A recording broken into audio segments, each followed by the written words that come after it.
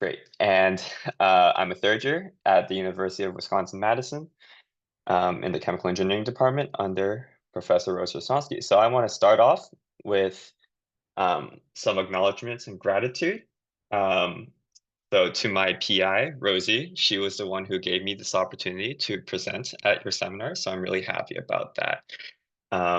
And uh, we're a new lab, so we're growing really good. And we have all of these wonderful graduate students that I've worked pretty closely with, as well as quite a few undergrads. So this is just a subset of my undergrads. And really the reason why I have this opportunity to even present is because of Rosie's expecting, and she's actually on leave right now. So if this is any indication, this was Rosie as a kid, but if her daughter is like this in the future, then we have great things to look forward to. And of course, thank you to all the organizers as well at the Lennard-Jones Centre.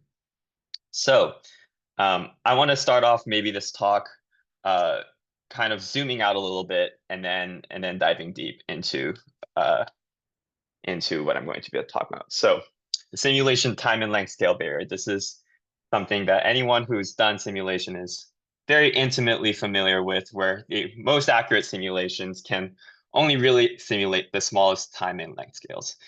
And there's been a lot of work, and Fraser has touched upon a lot of this, in the machine learned all atom potential community to kind of overcome this barrier. What this work is going to be talking about today is kind of using the similar ideas, but to make coarse-grained simulations even more accurate. And so in this talk, I'm going to kind of be exploring the relationship between these two and how I've taken inspiration from some of these ideas here. Great. Great. And so to zoom out even more, maybe a lot of you are familiar, but for those of you who don't do kind of atomistic machine learning, generally what happens is you're given your training data, and oftentimes these could be labeled with some kind of property of interest, and you want to transform these into a data matrix using some kind of representation. And usually we would collect these properties into our target vector, and we would do either supervised analyses or unsupervised analyses on just the data matrix itself. And so if we just focus on how we represent our data, we want because our properties vary smoothly, and because our scalar properties are invariant to translations, rotations, and permutations, we also want the representation to be smooth and symmetrically invariant as well.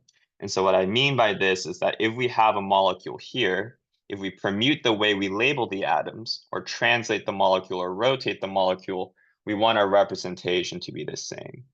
And for smoothness, if we kind of have differences, minor differences in our structure space, we want that to vary smoothly in our feature space. So there's a lot of different ways to do this. One of which, and one of a very popular way to do this, is the smooth overlap of atomic positions, or SOAP. And basically what makes SOAP great is that it is appropriately sensitive to these kinds of configurational changes. And so if we kind of go through the math, this is kind of how a lot of these symmetrically high body order representations are created, by kind of assuming some sort of density field that's placed on every single atomic center. And then we expand this density field in radial bases and spherical harmonics, so some of which are kind of shown here schematically. And then we can finally create our SOAP vector, which is composed of the power spectrum, which is basically just a Clebsch-Gordon summation over these different coefficients. And this gets you a higher body order descriptor. And so we like that. This gives us really great things. And we get something. When I was learning about this at first, I was like, why is it called a power spectrum? And then I visualized it, and it really does look like a spectrum. So I was really happy about that. And it really gives a signature for the local environment around a specific atom. So this is kind of old results. This is from Gabor's original paper, Gabor Cheney's original paper when he developed SOAP. But we can see that SOAP gets pretty good results for these kind of silicon clusters here trained on DFT data. So down here we have the SOAP RMSE learning curve compared with kind of other descriptors that have a higher RMSE with respect to the training size. But what we really like about SOAP is the fact that it's really good at delineating these different silicon phases, and this was done in a work by Sandip Day.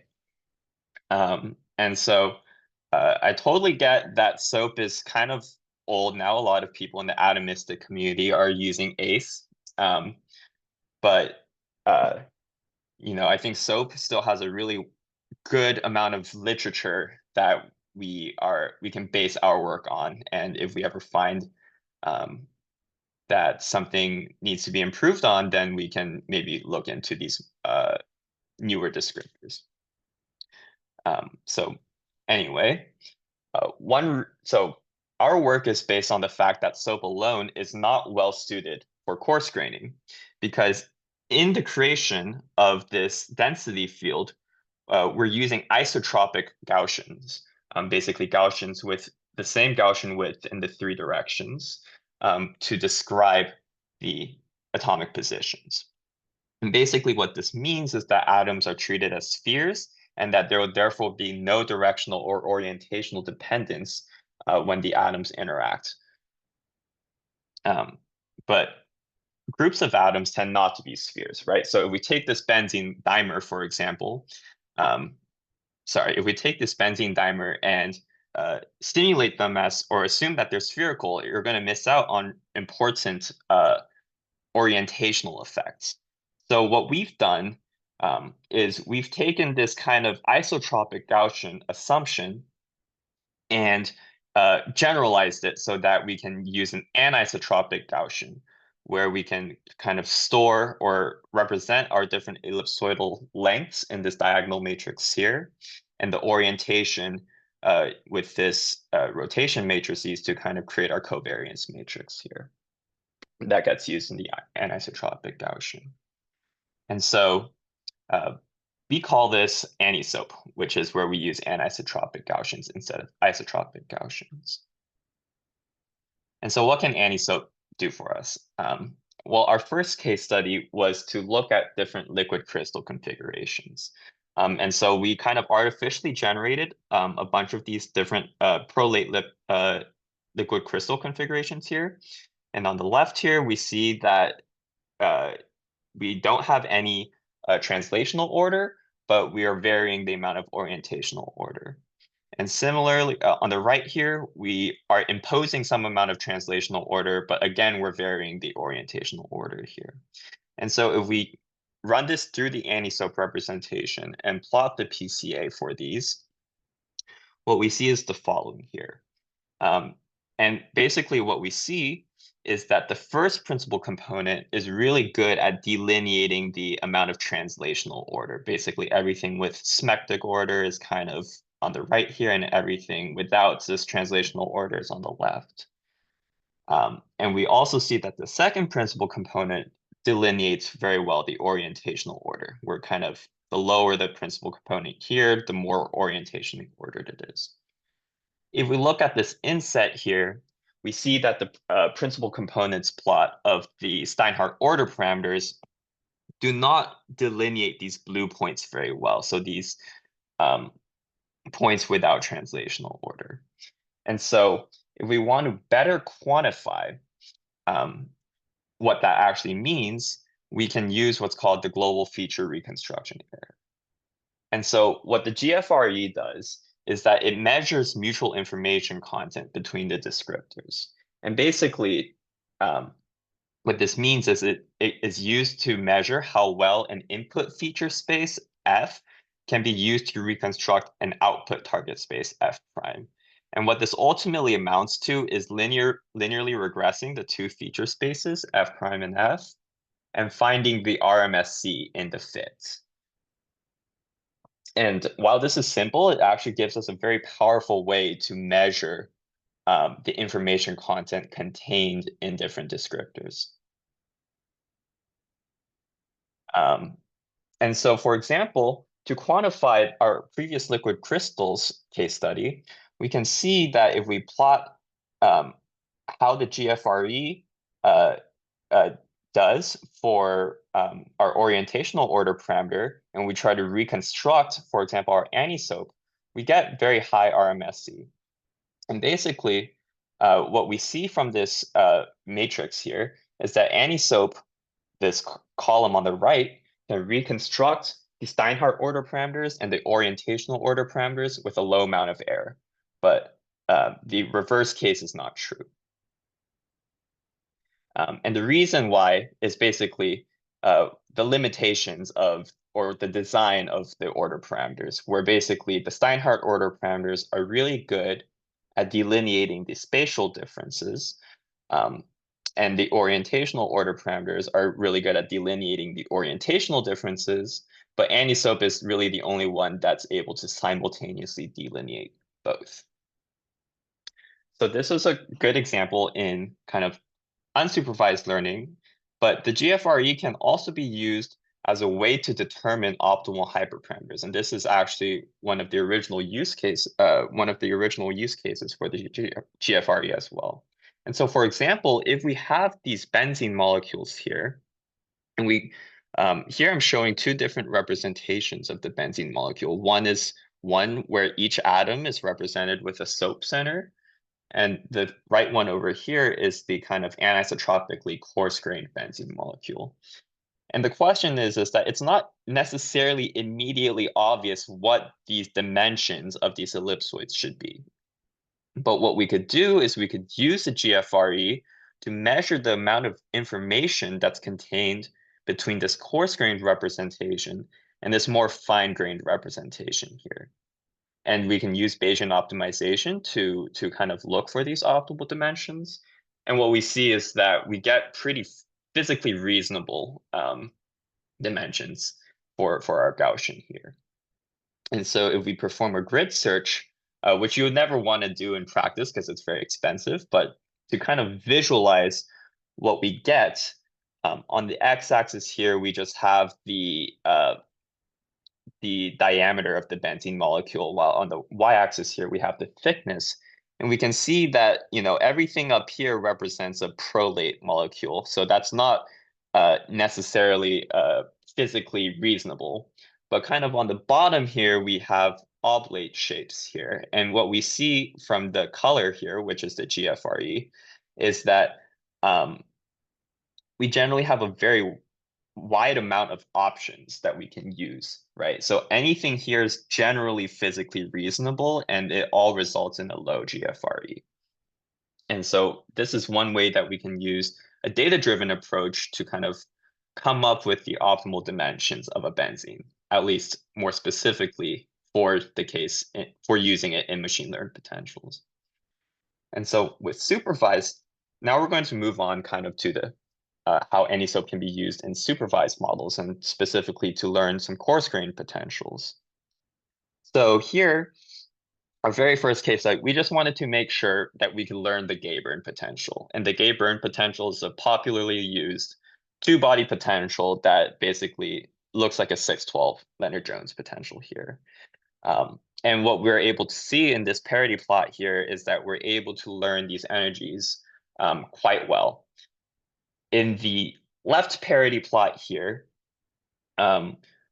we see this is a parity plot of the inner particle distance, and this is very popularly used by the colloids community because inner particle distance between two non-spherical particles is actually a pretty non-trivial problem. And what we're able to see is that AniSOAP is able to implicitly contain a lot of this inner particle distance information and other geometric information. And so we can learn this perfectly.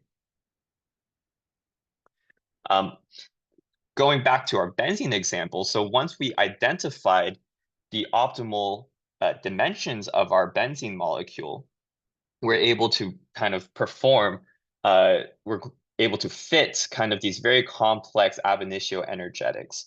And so what we have here are three parity plots. On the left here, we have SOAP on every single atom center, and we can see that this fits quite well on the benzene training set that we gave it. But to kind of prove our point, if we used a sphere to approximate a benzene molecule, a single sphere, we can see that our parity plots look pretty bad. And that's because we're unable to kind of capture these orientational dependence interactions. And on the very right, if we use the more accurate, physically accurate ellipsoidal coarse graining, we're able to see that our parity plots look much nicer. And so this kind of, shows the need for these complex molecules, even just simple like benzene, but with complex orientational dependence, would probably, if we wanted to use a coarse-grained potential for this, we would definitely be wanting to use the AniSOAP representation. And so these are all results that we published already in our first paper. But kind of looking ahead to where I want to use AniSOAP, this is in collaboration with my colleague Charles and Juliana and Sarah from Pennsylvania. And basically, they work on these kinds of vapor deposited glass molecules. So basically, when you vapor deposit some glass molecules like this, they tend to show these various very interesting anisotropic optical properties. And so Charles and Juliana have both analyzed and run many all-atom simulations.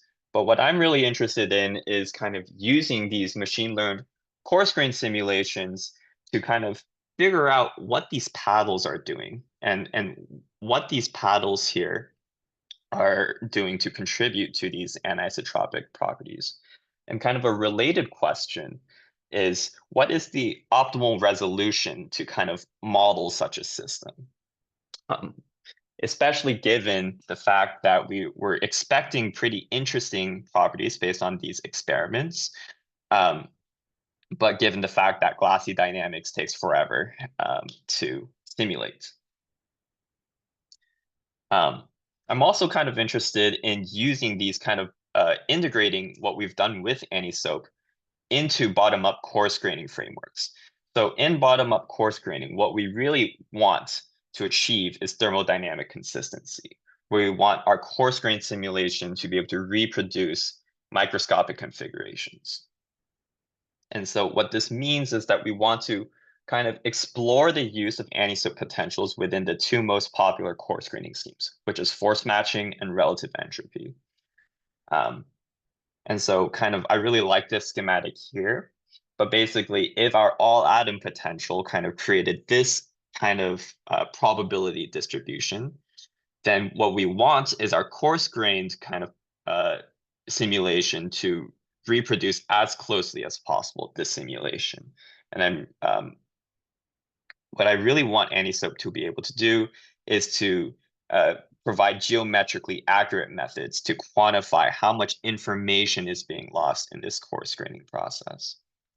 And so kind of where my biggest challenges lie right now and what I'm currently working on is kind of quantifying the best way to coarse grain something based on what their optimal dimensions are and what their optimal orientations are, and as well as given the really large polymer, what the best way to segment those polymers are.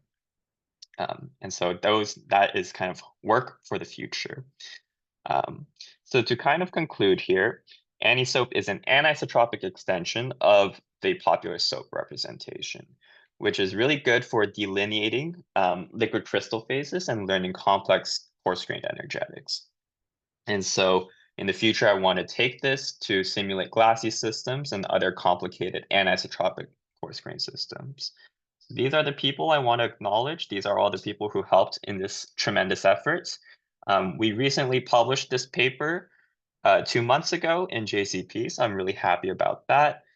And we're currently preparing a software paper in the Journal of Open Source Software to make this available for everyone to use. So thank you, everyone.